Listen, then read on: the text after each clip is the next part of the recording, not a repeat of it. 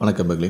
தேமுதிக தலைவரும் நடிகருமான கேப்டன் விஜயகாந்த் இறந்து விட்டதாக சற்று முன்பு மருத்துவமனை அதிர்ச்சியான தகவல் ஒன்று வெளியிட்டிருக்காங்க. அவருடைய ஆன்மா சாந்தியடையணும் அப்படின்னு நினைக்கிறவங்க இந்த வீடியோக்கு ஒரு லைக் கொடுங்க. தேமுதிக நிறுவனரான விஜயகாந்த் நேற்று முன்தினம் தனியார் மருத்துவமனையில் அனுமதிக்கப்பட்டார்.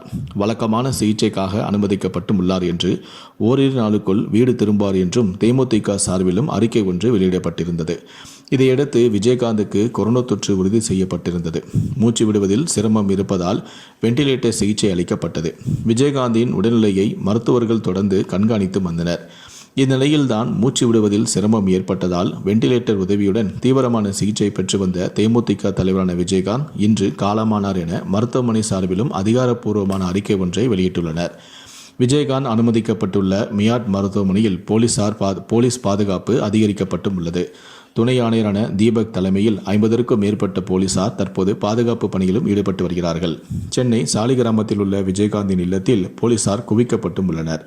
மருத்துவமனை முன்பு தொண்டர்கள் மிகுந்த சோகத்துடனும் காத்திருக்கிறார்கள்.